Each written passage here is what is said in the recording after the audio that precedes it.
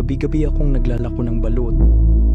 Sanay na ako sa katahimikan, sa malamig na hangin, at sa mga madidilim na kalsada. Sa 5 taon ko sa pagtitinda, halos kabisado ko na ang bawat kanto't mukha sa barangay. Isang gabi, matumal lang benta. 10:00 na, pero kalahati pa lang ang naibebenta ko. Nagpasya akong dumaan sa pinakadulo ng barangay, isang lugar na bihira ko ng daanan. Nandun kasi ang lumang bahay na nasunog noon. Sabi-sabi, may matandang babae daw na naiwan sa loob. Matagal na yon, pero hanggang ngayon, walang gustong tumira roon. Wala ring dumadaan. Tahimik ang kalsada nang marinig ko ang boses. "Boss, balot!" Napalingon ako. Sa itaas ng sirang bahay, may bukas na bintana. May ilaw at may matandang babae. Nakasuot ng duster. Hindi ko maaninag ang mukha pero parang nakangiti. 5, yung may sisiw. Lumapit ako. Inabot ko ang itlog sa bintana. Hindi ko nakita ang buong katawan niya. Pero ang kamay niya, manipis, mainit, at parang maabo. Nag-abot siya ng bayad, eksaktong halaga. Walang salita. Paglingon ko pabalik sa kariton, napatingin ulit ako sa bintana. Wala na ang ilaw. Sarado na ang bintana. Kinabukasan, nakasalubong ko ang isa pang vendor. Nakwento ko yung nangyari. Sa dulo, tanong niya. Wala nang tao ron. Matagal nang nasunog. Yung matandang nakatira, natagpuan pa raw na nakayakap sa ref. Ayaw iwan yung bahay kahit tinutupok na ng apoy. Hindi ako nakapagsalita. Buong araw akong balisa. Pagdating ng gabi, nag-ikot ako sa ibang ruta. Iniiwasan ng bahay. Pero habang naglalakad ako sa kabilang kalye, may batang lalaki na lumapit sa kariton. Tahimik lang siya, nakatitig. Pagkatapos ay nagsalita. "Kuya, hinahanap ka ni Lola." Napakunot ang noo ko. Sinong lola? Yung mahilig sa balut. Sabi niya, babalik ka. Bago pa ako makatanong ulit, tumakbo ang bata papunta sa dulo ng barangay. Doon sa bahay na wala nang dapat nakatira.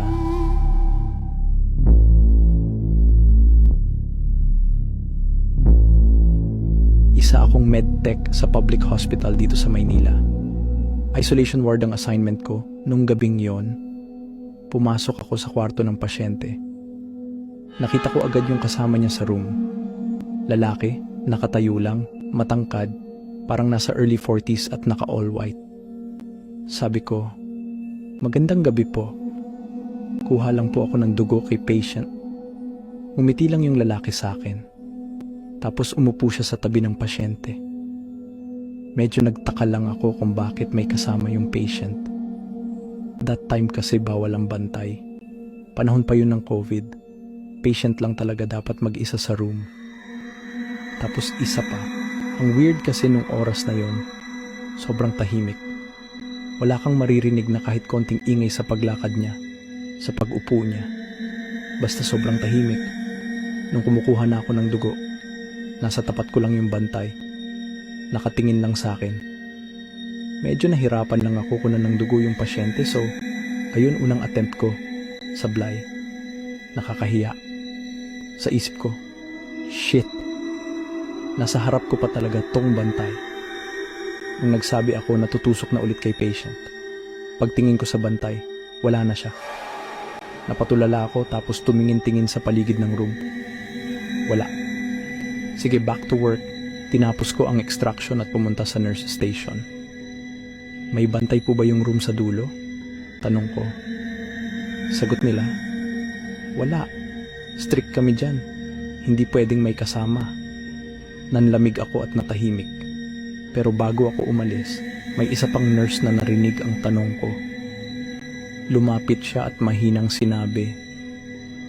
Sabi ng pasyente, minsan daw binabantayan pa rin siya ng asawa niya. Patay na yon. COVID din.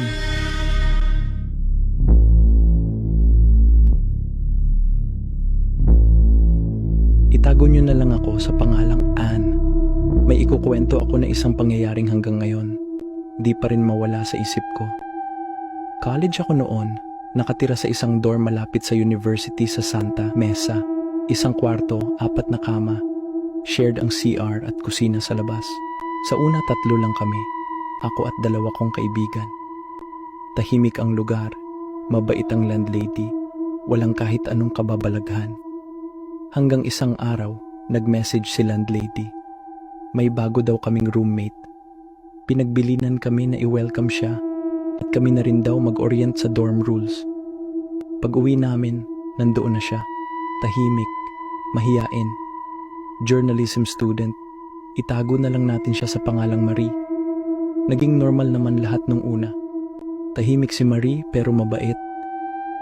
Nagkukulong lang sa kama. Minsan walang imik buong araw. Pero dumating ang ikalawang semester. Doon na namin siya napansin. Madalas naming marinig na umiiyak siya sa gabi. May mga gabi na parang nanginginig ang double deck ko dahil sa hagulgol niya. Naaawa ako. Kinausap namin siya. Sabi niya, may problema siya sa pamilya, tapos gipit din daw sa pera. Wala naman kaming magawa kundi intindihin siya. Dumating ang semestral break. 2 linggo na bakasyon. Umuwi na sina Karen at isa pa naming roommate. Naiwan ako at si Marie. Uuwi din kami kinabukasan pero that day, 1:00 ng hapon, nakatulog ako habang nag-iimpake si Marie. Nagising ako mga 4:00 ng hapon. Wala na siya. Pero andun pa yung bag niya. At may text ako. Pasuyo naman Ann, pa-lock ng cabinet. Nasa ibabaw ng drawer yung susi. Umuwi na ako. Pasensya na di ako nakapagpaalam.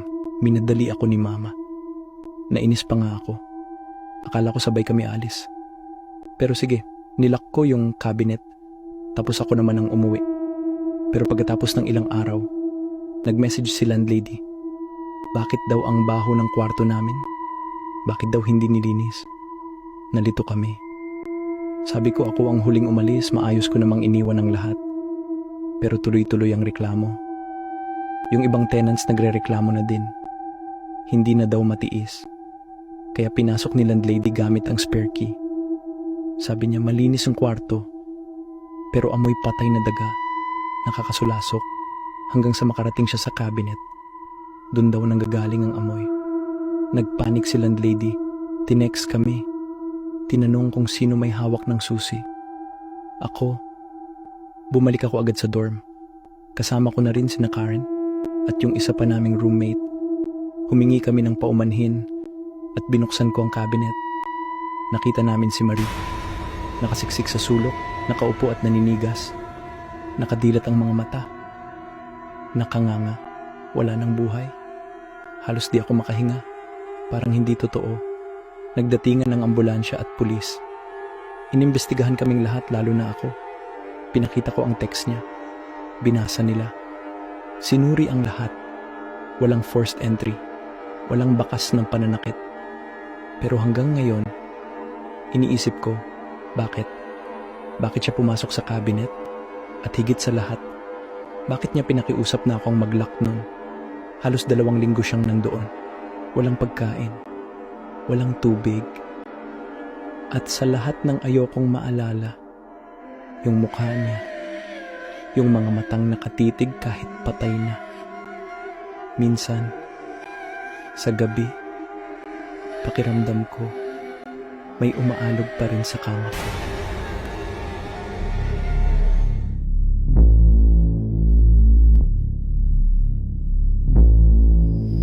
Ako nga pala si Dan, Tubong Batangas. Nag-migrate ako sa US nung early 20s ako. Dito na rin ako tumira mag-isa. Wala akong pamilya rito, wala ring asawa. Masaya na ako sa katahimikan ng gubat. Forest ranger ako dito sa Pacific Northwest. 14 na taon na.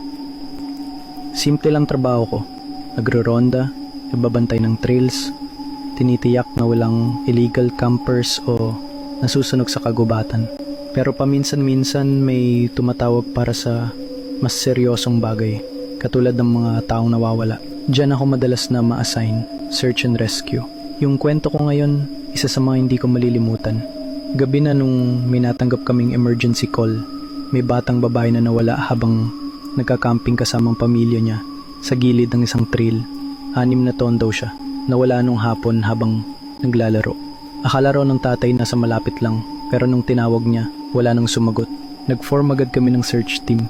May dalang ilaw, radios at K9 units. Tumingin kami sa trail, sumubok sa paligid.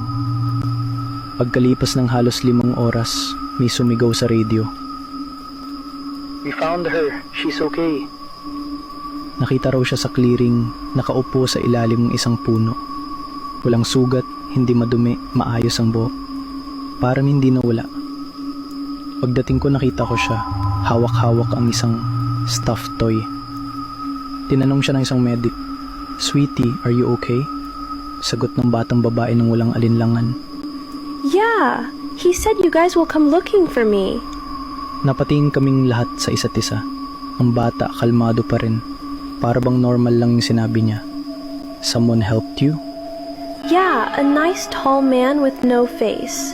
He said not to be afraid. Hindi ko alam kung anong mas creepy. Yung sinabi ng bata o yung mismong itsura niya na parang hindi man lang siya natakot. Walang trauma, walang takot sa boses. Napagkasunduan ng team na imagination lang ng bata yon. Pero pag uwi namin, hindi ko maiwasang papatingin sa kagubatan na dinaanan namin. Kasi sa tagal ko dito, may mga sulok talaga na hindi ko pa rin maintindihan. May mga pakiramdam na parang may nakamasid. At simula nung araw na yon, tuwing may nawawalang bata at natatagpuang ligtas, hindi ko maiwasang tanungin, sino kayang tumulong sa kanila?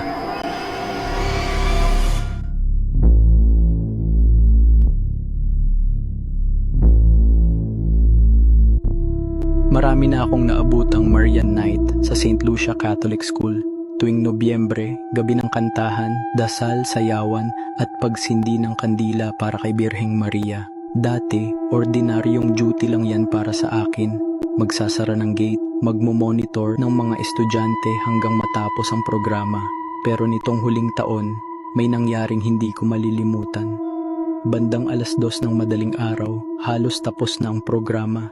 Yung karamihan sa mga bata natutulog na sa gym or nasa field, nakahilera ang mga banig. Tahimik na, kahit yung banda tumigil na. Umikot ako sa paligid, napasama sa routine ko ang pagdaan sa garden, patungo sa likod ng auditorium. May lumang kumbento doon, matagal nang abandonado. Pinatigil na ang access dahil lumang-luma na raw at delikado. Pero tuwing Marian Night, may nararamdaman akong kakaiba doon. Hindi malamig na simoy, hindi kaluskos, kundi presensya. Habang naglalakad ako sa madilim na bahagi ng garden, may nakita akong ilaw, maliit, kumukutitap, kandila. Akala ko may batang nagpaiwan at naglaro sa likod. Nilapitan ko. May nakita akong estudyanteng babae, naka-jacket, hawak ang kandila. Hindi ko makita ang muka, natatakpan ng buhok. Tinawag ko, "Iha, anong section mo? Bawal dito." Walang sagot, ni hindi siya gumalaw. Tumigil ako sa paglapit, biglang sumabay ang hangin. Namatay ang ilaw ng flashlight ko kahit bagong palit ang baterya. Tinangka kong gamitin ang radio, walang signal. Paglingon ko ulit sa babae, wala na siya. Pero sa damuhan, may naiwan na kandila, nakasindi pa rin. At ang wax, itim. Kinabukasan may gulo. Isang estudyante raw ang hindi naka-check out, hindi nakita, hindi umuwi, wala rin sa listahan ng mga natulog sa gym. Wala raw balita kahit sa mga magulang. Sa loob-loob ko, alam kong siya ang nakita ko. Pero paano mo naman ipapaliwanag yon? Lalo na nung makita ko ang CCTV footage kinahaponan. Yung part ng garden na pinuntahan ko, may lumapit nga. Ako, may tinanong, pero sa video, wala akong kausap. Ako lang mag-isa.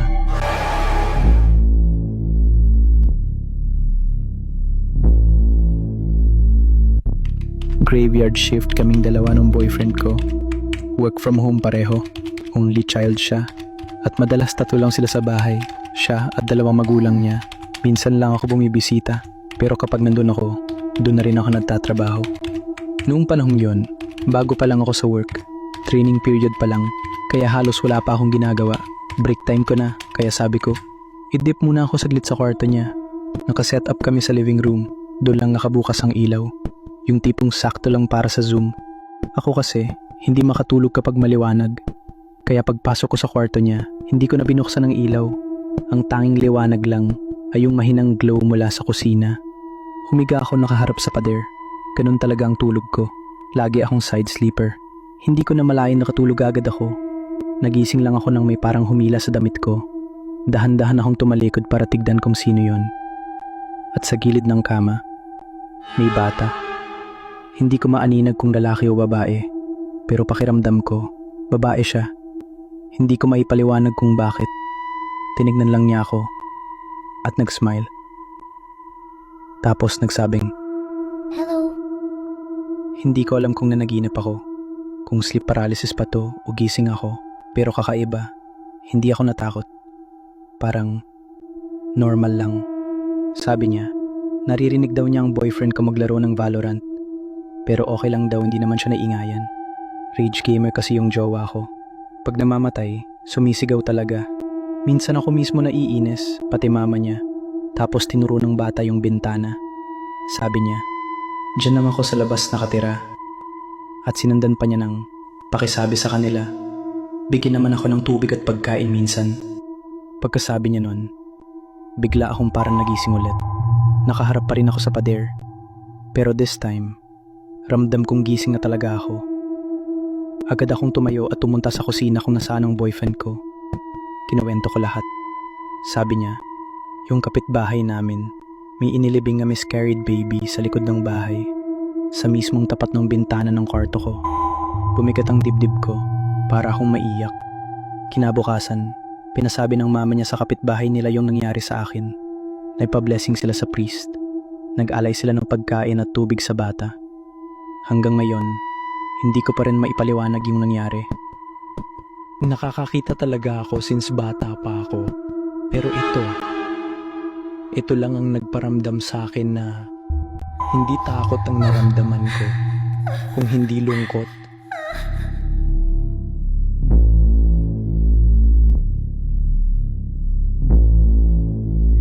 Part-time janitor ako sa Jollibee. Madalas ako sa umaga, pero isang gabi, napilitan akong mag-closing. Yung regular cleaner kasi, biglang hindi pumasok. Normal naman sa simula. Tahimik. Kaunting dine-in, mostly take-out. Mga 11:00, nagsimula na akong magpunta sa pinakaayawan ko, ang play place. Alam mo yung maliit na playground sa loob ng Jollibee? Yung may slide, ball pit at tunnel? Matagal nang wala masyadong batang naglalaro doon. Luma na din kasi. Wala na din yata balak ang admin na palitan. Habang nagwawalis ako sa gilid ng ball pit, may narinig akong mahinang kaluskos sa tunnel. Akala ko may pusa. Pero para bang may gumagapang sa loob.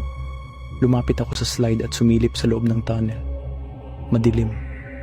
Wala naman ako makita. Paglingon ko sa gilid, may gumulong na bola sa harap ko. Pula. Dahan-dahan. Wala namang hangin. Tapos may boses na halos pabulong. Tara, laro tayo. Kinilabutan ako. Tumakbo ako palabas ng play place. Hindi ko na tinapos ang trabaho ko. Kinabukasan, pinagalitan ako, pero wala akong pakialam. Kinwento ko kay Ate Myra matagal na siyang staff dito. Akala ko pagtatawanan ako, pero nanahimik siya. Tapos bumulong. Hindi mo naabutan. Pero dati may batang palaging dinadala dito ng nanay niya. Crew namin noon. Lagi siya iniiwan dyan sa play place. Isang gabi, bored daw yung bata. Umakyat sa tunnel. Nahulog mula sa itaas. Pero hindi sa slide or sa ball pit. Sa gilid, sa bakal na frame. Nung nakita siya, huli na. Duguan ang ulo at may pasa sa katawan. Nadulas siguro na untog. Wala nang buhay, dagdag ni Ate Myra. Simula noon, tuwing maglilinis ako ng play place, nararamdaman ko na parang may dumudula sa slide. May mga bola na gumugulong kahit walang hangin. May tunog ng batang tumatawa sa dulo ng tunnel.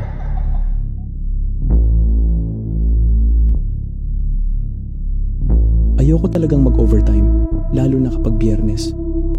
Pero hindi ko natapos ang report, kaya umabot ako ng 1:00 sa office. Wala nang tao sa ika-24 na palapag. Tahimik. Nakakabihingi yung katahimikan. Pinindot ko ang elevator. Pagbukas, walang laman.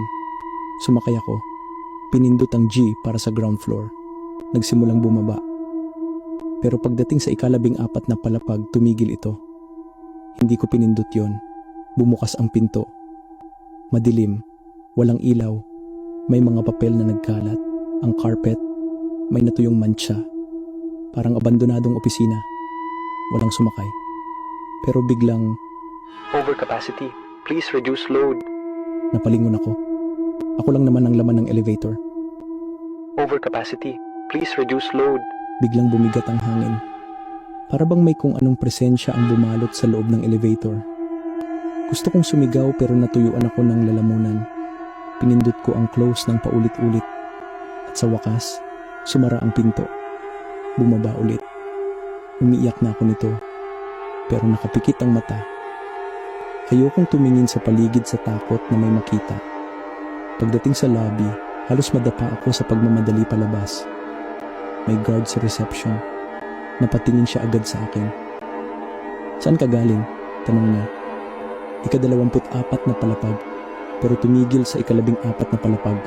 Sagot ko habang humihingal. Napatigil siya. Nanlaki ang mata. "Bakit doon? Sarado na yung floor na yon." "Bakit? Anong nangyari?" Tanong ko. Lumapit siya. Mahina ang boses. "May empleyado dati na terminate. Pero isang gabi bumalik siya. May dalang baril. Pinatay lahat ng tao sa ika-14 na palapag."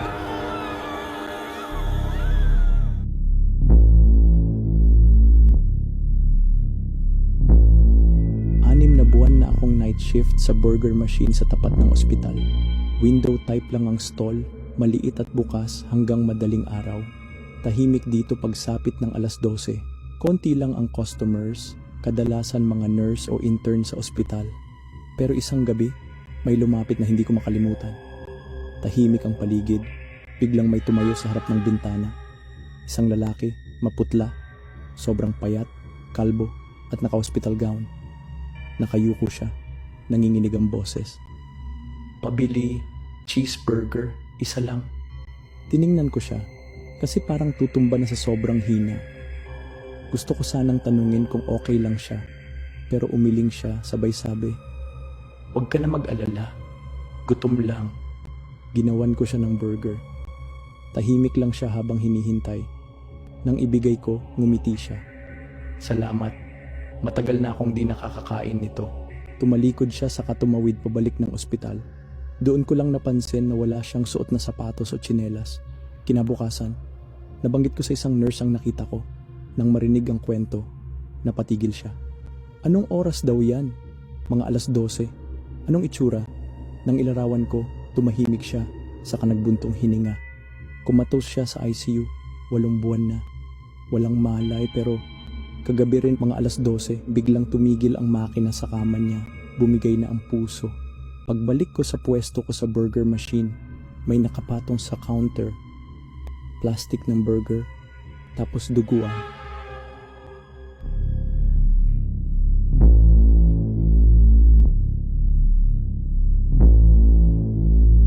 Itago niyo na lang ako sa pangalang Tin. Avid listener niyo ako. Gusto ko lang i-share ang isang karanasang hindi ko makakalimutan habang nagtatrabaho pa ako sa isang planta ng karton sa Valenzuela. Hindi ko na lang babanggitin ang pangalan ng kumpanya para na din sa proteksyon ng mga dati kong kasamahan. Nung bago mag-pandemic, nasa Balintawak pa ang office naming mga taga-customer service. Pero dahil sa physical distancing protocols, inilipat kami sa planta para doon na rin mag-opisina. Malaki naman ang space, kaya okay lang. Doon kami pinwesto sa maliit na conference room, sa ikalawang palapag, sa tapat ng mas malaking room na para sa mga bisita. Sa umpisa, ayos lang naman. Tahimik, walang kakaiba. Pero alam mo yung may mga pasimpleng kwentuhan, na may kung anong nagpaparamdam raw sa ilang parte ng planta, lalo na kapag gabi. Hindi ako naniniwala agad hanggang sa nangyari sa akin to. Tandang-tanda ko pa, bandang alas 7 ng gabi. Kami ng supervisor at 2 ka-team ko ang naiwan. Ang lakas ng ulan nung oras na yon.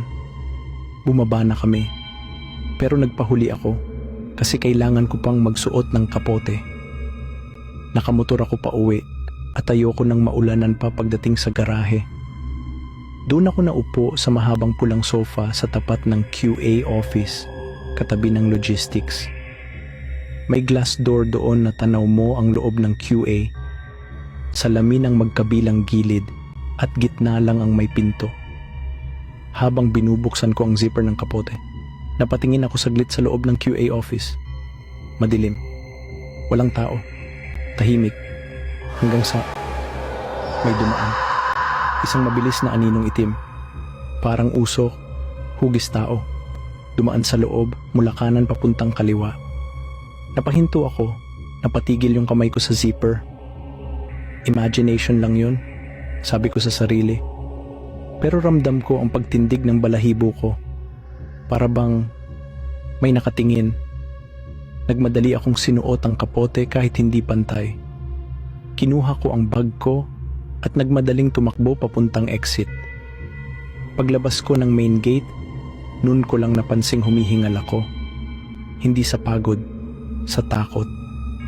At nung sumakay na ako sa motor, bago ko isinuot ang helmet, hindi ko napigilang lumingon sa planta. Patay ang ilaw sa QA office. Pero parang may aninong nakasilip mula sa salamin.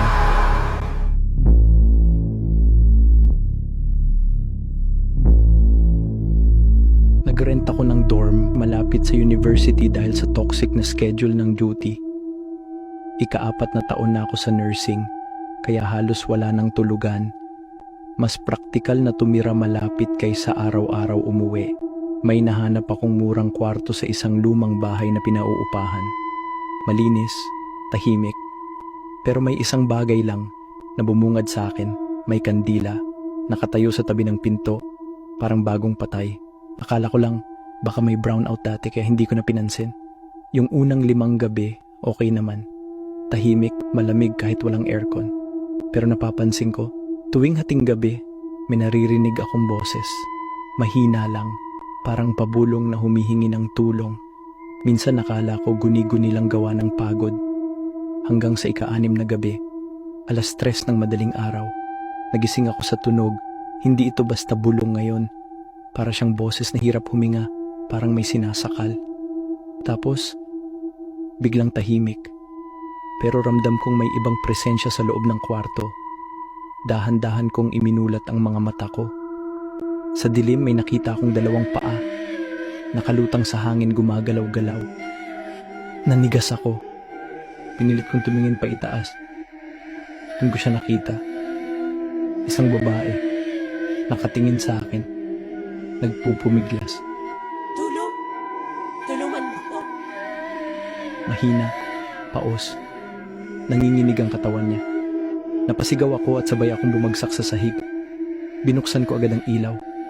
Wala na siya. Kinabukasan umalis na agad ako. Hindi na ako bumalik. Ilang linggo ang lumipas. May napadaan akong kaklase na naghahanap ng matitirhan din noon. Nabanggit niya sa akin na may nakita daw siyang kwarto na mura, malapit sa school, sa isang lumang bahay. Tanong ko, may kandila ba sa labas ng pinto? Tumango siya. Paano ko daw nalaman? Napatahimik ako. Pero bago kami maghiwalay, tinanong niya ako ng mahina.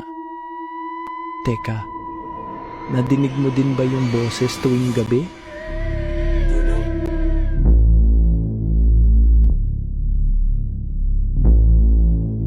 Nagtipid ako para makabili ng bagong phone. Well, new sa akin pero second hand talaga. Nakita ko sa Facebook Marketplace, maganda pa ang condition. Halos walang gasgas at mura pa. Meet up kami sa isang mall sa Cubao at mukhang maayos naman kausap yung seller. Una, okay naman ang lahat. Smooth, Mabilis at walang issue. Hanggang sa isang gabi, may tumawag. Kyla is calling. Wala naman akong kilalang Kyla. Hindi nakasave, pero ganun ang lumalabas sa screen. Dahil curious ako, sinagot ko. Tahimik. Tapos parang may umiiyak. Babae, mahina. Hello? Tanong ko. Ilang segundo lang, bigla niyang sinabi. Bakit mo ko iniwan? Binaba ko agad. Akala ko wrong number lang, baka may pinagdadaanan. Pero kinabukasan, tumawag ulit. Parehong oras. 11:00 ng gabi. Pareho ng boses. Parehong tanong. Paulit-ulit. Gabi-gabi. Bakit mo ko iniwan? Kaya binalikan ko yung seller. Sinubukan ko siyang i-message. Wala nang reply. Deactivated na raw ang profile niya. Sabi nung kaibigan ko. Nainis na ako. So dinala ko sa repair shop. Sabi ng technician, may recovered messages pa sa storage. Kahit na-reset na daw ang phone. Puro messages to a number saved as love. Mga mensaheng, tawagan mo naman ako. Sagutin mo please. At sa dulo, iiyak ka ba kapag wala na ako? Kinilabutan ako. Nag-search ako online gamit ang pangalan na na-recover sa cellphone. Sinubukan kong ilagay sa Facebook, may isang news link na lumabas. College student, tumalon sa rooftop ng gusali sa Makati. Namatay daw dahil sa depression. Iniwan ng boyfriend. At sabi ng balita, huling tinawagan ng cellphone ng dating kasintahan ilang minuto bago siya tumalon.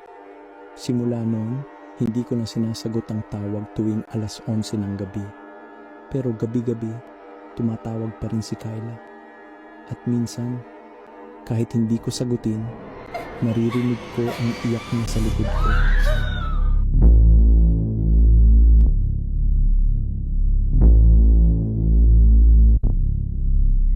Gabi na noon, galing ako sa trabaho, pagod at gutom.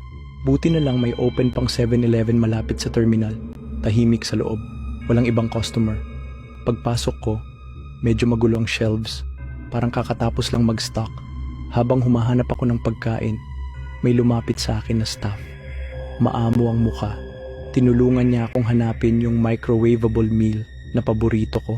Tahimik lang siya, pero nakangiti. Kahit hindi nagsasalita, parang mabait. Itinuro pa niya kung saan yung drinks, tsaka kung saan yung microwave. Ayos to ah, sabi ko sa sarili ko. Maasikaso. Paglapit ko sa cashier, nag-scan na siya ng items. Boss, pakisabi dun sa kasama mo. Salamat ah, sabi ko habang inaabot ang bayad. Napatingin sa akin yung cashier. Anong kasama sir? Yung lalaking staff. Tumulong sa akin kanina. Naka-uniform din eh. Tahimik siya. Ako lang po mag-isa ngayon. Napakunot-noo ako. Sigurado ka, may tumulong talaga sa akin. Nagayos siya ng sukli, saka mahinang nagsalita. Sir, baka si Kuya Andoy po yung nakita nyo. Matagal na siyang staff dito. Mabait yon, laging tumutulong sa customer. Pero, mga 2 buwan na po siyang patay. Inatake habang naka-duty. Hindi na umabot sa ospital. Napatingin ako sa loob ng tindahan. Tahimik, parang biglang bumigat ang hangin. Pero hanggang ngayon sir, bulong niya.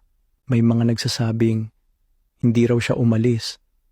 Kasi mahal na mahal niya trabaho niya dito. Tahimik kaming 2. Tumingin ako pabalik sa snack section kung saan siya huling nakatayo kanina. Wala na siya. Pero pakiramdam ko, nandun lang siya, tahimik. Naghihintay ng susunod na matutulungan.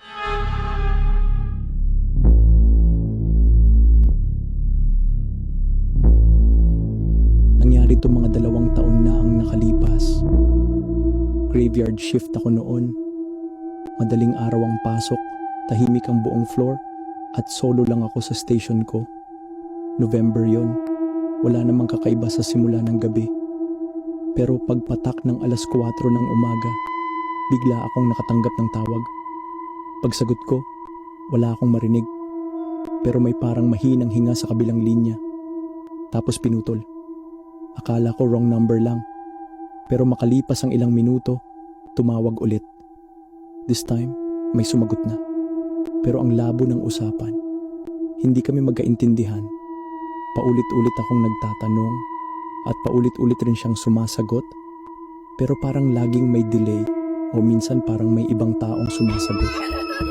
May mga tanong siyang malinaw, pero karamihan parang bulong o putol-putol. Tiniis ko na lang.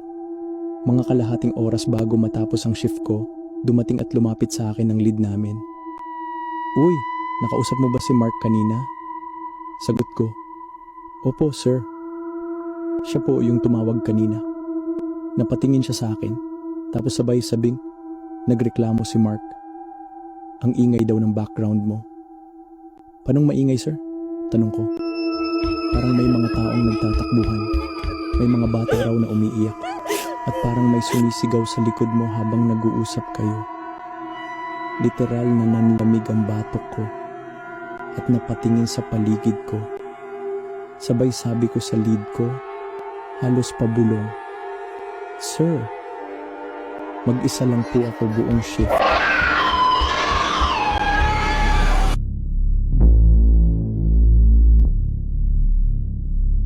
Pagkatapos ng unang karanasan ko sa planta, akala ko tapos na ang kababalaghan.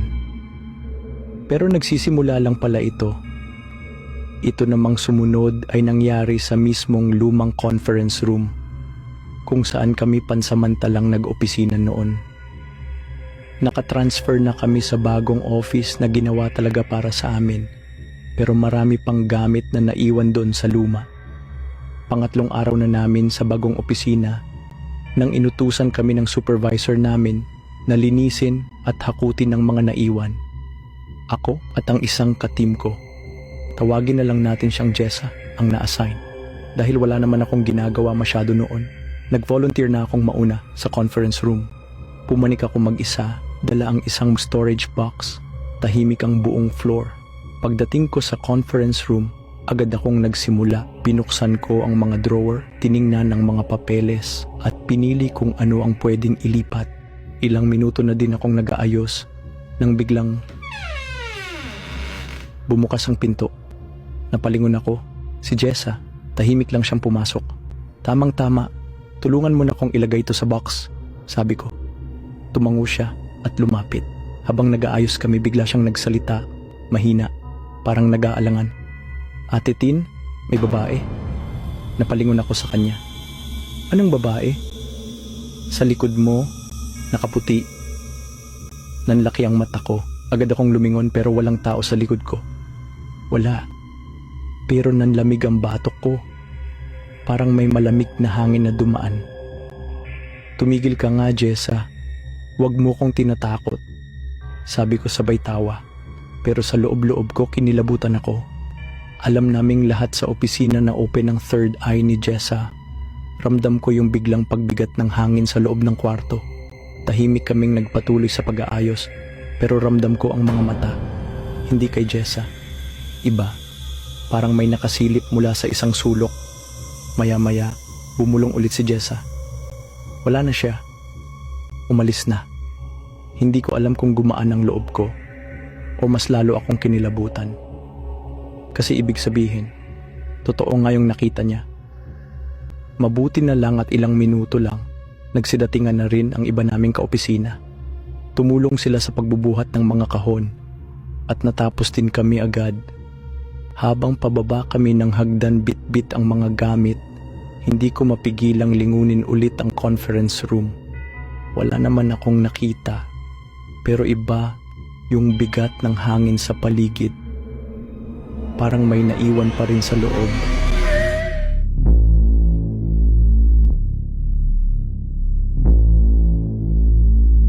Naka-duty ako noon sa basement ng ospital, yung morgue. On call ako tuwing madaling araw para sa paperwork ng mga pumapasok na katawan. Tahimik lang palagi doon. Hanggang isang gabi, napansin kong may salamin sa dulo ng hallway. Maliit lang, parang luma na. Hindi ko matandaan na nandoon yun dati. Habang naglalakad ako, parang may dumarating na ibang anino sa salamin. Hindi ko alam kung guni-guni lang o may kasabay akong hindi ko nakikita ng diretso. One time, sinadya ko siyang silipin ng malapit. Sa likod ko, may stretcher. May katawan sa ibabaw. Pero wala naman akong kasama nung gabi na yon. Pagtalikod ko, wala naman talaga. Bakanting hallway. Walang stretcher, walang tao. kaya tinakpan ko yung salamin gamit ang lumang bedsheet. Baka nakakasilaw lang, sabi ko sa sarili ko. Kinabukasan, pinagalitan ako ng admin. Sabi nila, wag mo raw tatakpan ng salamin sa morgue. May dahilan kung bakit nandyan yan. Yung salamin daw, nilagay para masiguradong yung kaluluwa ng patay ay makakaalis. Kasi minsan daw, kung walang salamin, naglalakad-lakad pa rin sila naghahanap ng katawan. Simula noon, bawat daan ko sa hallway, hindi ako tumitingin sa salamin. Kahit pa may nakikita akong nakangiti sa sulok.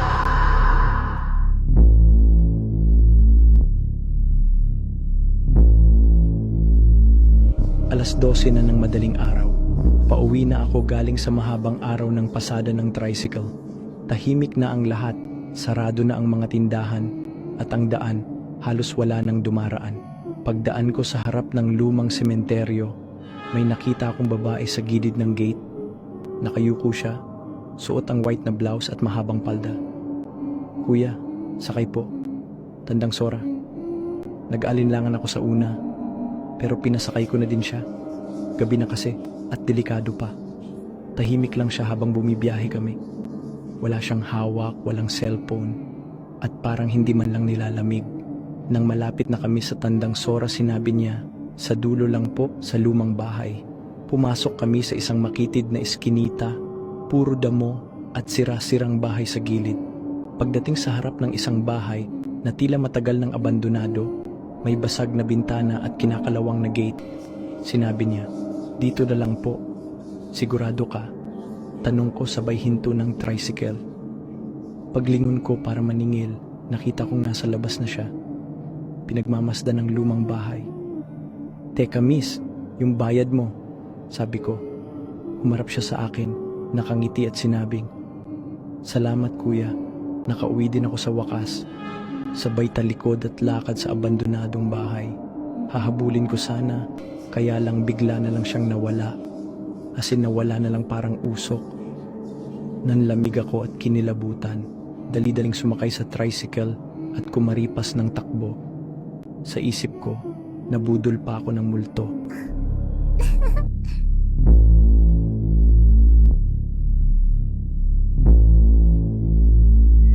Tatlong buwan na akong nagtatrabaho sa Angel's Burger. Night shift ako. Alas 9 ng gabi hanggang alas 5 ng umaga. Sanay na ako sa antok, sa lamig ng madaling araw, at sa katahimikan kapag tulog na ang buong barangay. Minsan may tambay, minsan may lasing, pero kadalasan ako lang mag-isa. Noong gabing yon, alas 2 na, tahimik, walang dumaraan. Nasa loob ako ng maliit na pwesto, nakaupo, nag-aantay ng customer. Biglang may kumatok sa bintana, isang babae. Mahaba ang buhok, nakalugay, nakaputing damit na parang luma. Nakayuko ang ulo, hindi ko makita ang muka. Mahina ang boses niya, isa pong buy one take one, walang ketchup. Tumayo ako agad, sanay na sa order na yon. Ininit ko ang burger. Habang nilalagay ko sa tray, napansin kong hindi gumagalaw ang babae. Nakatayo lang, tahimik. Pagkaabot ko ng burger sa bintana, wala na siya. Walang tunog, walang anino. Parang hindi siya umalis, parang naglaho. Lumabas ako ng stall at sumilip sa kalsada. Wala talaga, walang tao. Pagbalik ko sa loob, napansin kong wala na rin ang burger sa tray.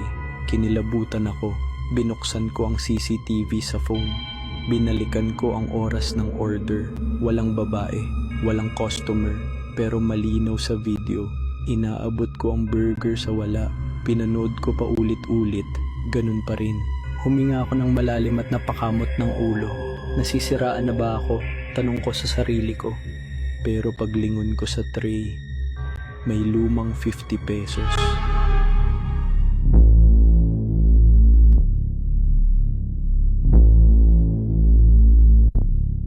Ako nga pala si Marco. Ika-4 na taon na ako sa isang kilalang universidad dito sa Maynila. Hindi ko na babanggitin kung alin, pero sigurado akong may ilan sa inyo na makakahula. Luma na tong university na to, tipong may sahig pa na kahoy, doon sa pinakadulo ng lumang gusali, kung saan nagkaklase yung mga fine arts at philosophy students. May isang hagdanan na ayaw daanan ng karamihan. Hindi ko rin pinapansin dati, pero isang gabi, napilitan akong dumaan doon at ngayon hindi ko na siya uulitin. Gabi na kasi noon, na-extend yung org meeting namin at dahil maulan, nagpaiwan muna ako sa hallway. Mag-isa lang ako. Sinarado na yung pababa main stairs kaya kailangan kong dumaan sa likod na hagdanan. Wala namang ilaw doon kundi yung emergency light sa dulo ng hallway. Pero dahil wala na akong choice, tinuloy ko. Habang pababa ako, naririnig ko yung mga yapak ko sa kahoy. Hanggang sa parang may isa pang pares ng yapak sa likod ko. Tumigil ako. Tumigil din siya. Paglingon ko wala naman, pero ramdam kong may malamig na hangin sa batok ko. Siguro guni-guni ko lang, bulong ko. Muli akong naglakad. Pero habang bumababa ako, parang mas bumibigat yung hangin at maya-maya may narinig akong boses mula sa taas. Marco.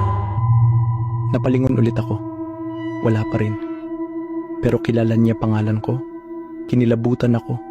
Pinilit kong bumaba ng mas mabilis. Mga 1 o 2 hakbang na lang, mararating ko na yung ground floor nang may biglang humawak sa balikat ko. Malamig at matigas. Napalingon ako. At nakita ko siya, isang babae, nakaputi, basa ang buhok, maputla, at punong-puno ng dugo ang bibig. Sumigaw siya. Sa sobrang gulat ko, natumba ako sa hagdan. Nagdilim paningin ko at ang huli kong nakita ay yung itsura niya. Nakangiti. Nagising na lang ako sa klinik ng university. Sabi ng guard, nakita daw niya akong walang malay sa paanan ng hagdanan. Wala naman daw babae. Walang ibang estudyante. Pero ang hindi ko makakalimutan, may iniabot sa akin yung nurse. Sir Marco, may nahulog pong ID sa bulsa mo. Hindi akin yung ID. Babae. First year. Pero ang problema, 2006 pa ang issue date. Simula noon, palaging may sinasabi ang mga janitor na may babaeng sumisilip sa dulo ng hagdan paggabi. Minsan tinatawag daw ang pangalan ng mga estudyante. Kaya kung sakaling malate ka sa klase at wala nang ibang daan kundi yung lumang hagdan, huwag kang hihinto at lilingon kapag may tumawag ng pangalan mo.